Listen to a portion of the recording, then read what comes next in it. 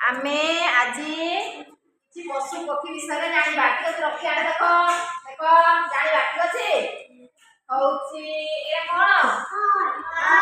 ଗାଈ ଗାଈ ଗାଈ କଣ ଦିଏ? ଗାଈ ହଉଛି ପୁରସ ଦିଏ। ତମର କଣ କ୍ଷୀର ଦିଏ ନା?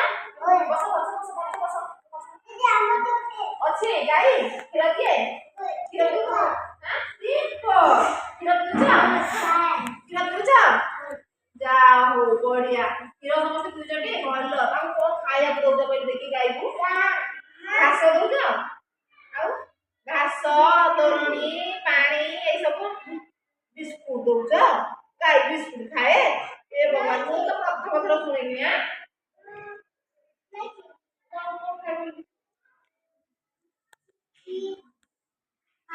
ହଁ ଭାତ ଖାଇଛି। ଆଉ ହଁ ଆଉ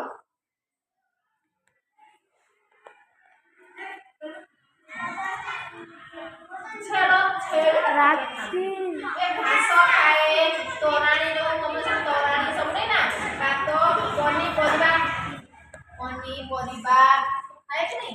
ତମେ ପନିପରିବା ଯାହା ବଳି ଯାଇଥାଏ ଦେଖ ସବୁ ଯୋଉ ତମର ଘରେ ଯୋଉ ପନିପରିବା କଟା ହଉଛି ସବୁ ବଳକା ବଳି ଯାଉଛି ଗାଈ ଦିଅନ୍ତି କି ନାଇଁ?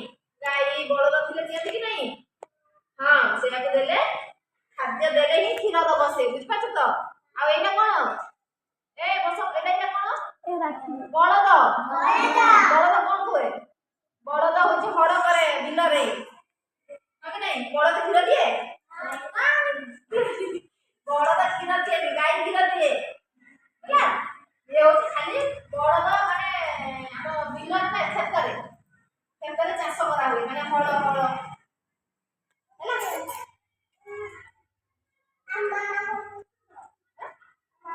ମାମା ଘର କଣ ପୋଷିଛନ୍ତି? ବଳଦ।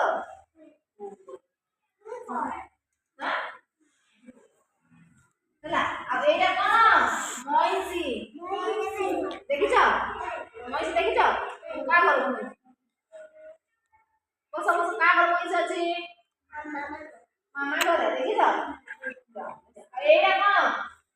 ଚମରି ଗାଈ କିଏ ଦେଖିଛ? ଗାଈ ଗୋଟେ ଆଉ ଚମରି ଗାଈ ଯେ ହଉଛି ବିଦେଶୀ ଗାଈ। ବିଦେଶୀ ଗାଈ ବସ ଚମରି ଗାଈ ସେ କ୍ଷୀର ଦିଏ ଜାଣିଛ କି ନାଇଁ? ହଁ କ୍ଷୀର ଦିଏ ସେ ହେଲା। ତାପରେ ଏଇଟା କଣ? ଘୋଡ଼ା ବସିଛ? ଦେଖିଛ? କିଏ ବସିଛ?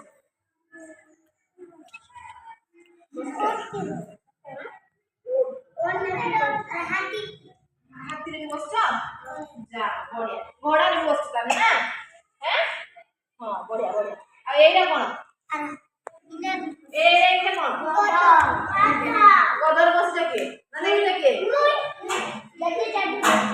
ହଁ ବସିଛ